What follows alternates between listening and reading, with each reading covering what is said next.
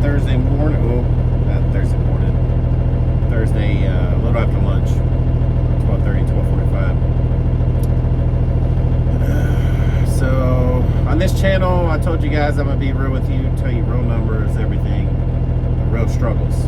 I know a lot of times on YouTube, you see these other people and it just looks easy. So you don't have any struggles. But this is my real life, So,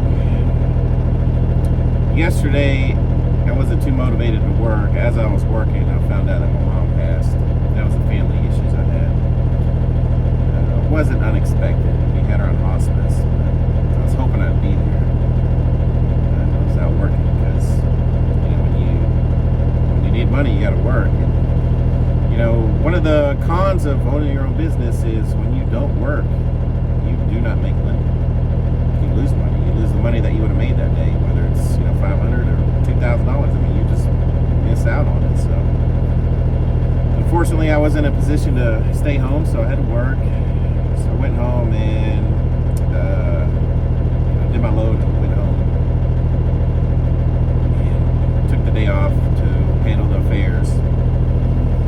So got that bill coming up to take care of my mom. She didn't have life insurance or anything like that, so no money saved. So me and my sister are the only ones left, so we gotta take care of that. And she's struggling more than me. So. But I did find an issue with the truck yesterday. Another reason why I didn't want to work with the brackets that hold on the leaf springs. I'm pretty sure it's out of service and doesn't look safe.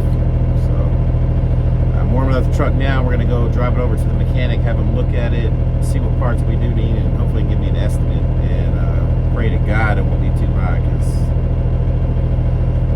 I can't afford it. It's just one of them struggles. We just went through Christmas, situated with my mom. My son's birthday's coming up. Just money, right? You never prepared. It's never at a right time. It's always unexpected and always the wrong time. When it rains, it pours type situation, and this is it. So I'm just showing you the real struggles.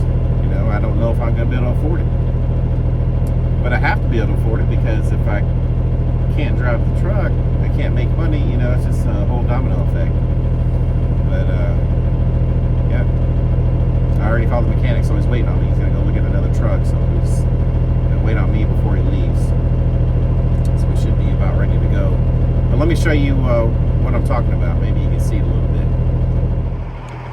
Okay, so I've noticed that my wheels aren't really lined up.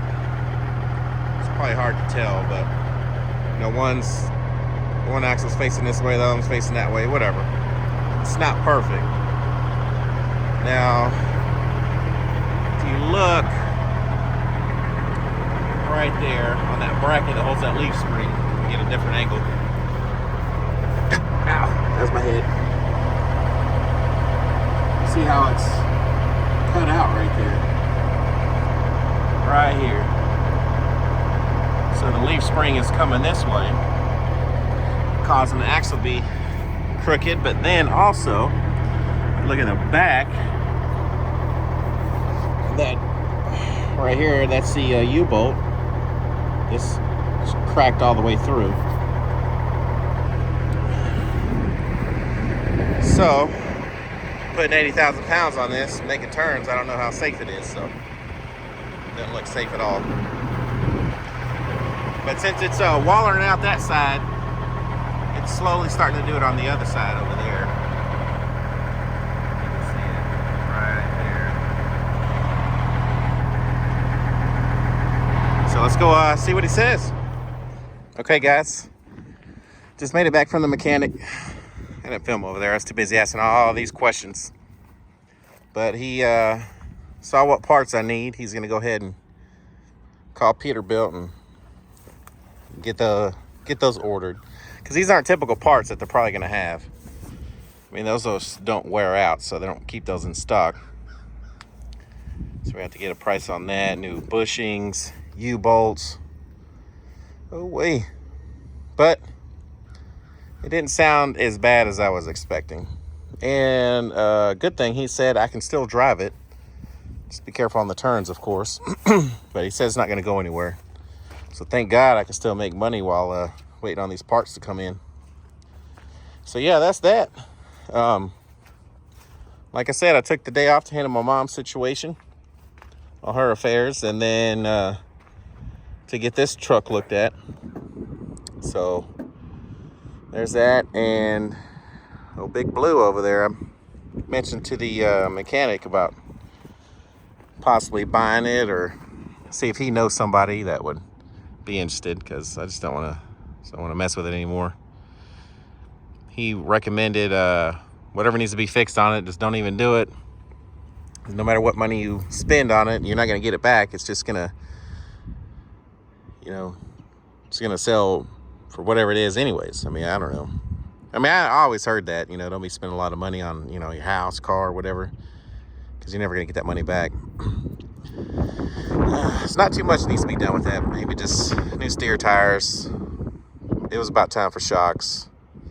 And a couple things with the depth. Nothing major. Other than that, truck's great. Like I said, if I'd have known I was going to have so many issues with old Peterbilt, I'd have still been driving a Blue. But this truck will last me a lot longer. The Peterbilt hold their value. These plastic trucks is what they call them. They do not hold their value at all. At all. So that's why I got this Peterbilt. I plan on driving it forever. Just keep on rebuilding the motors as I need to. And it'll hold my value. I'll be able to get my money back if I ever sell it, which I don't plan on it. So, but yeah, that's that. Short day today. Just handling my personal business.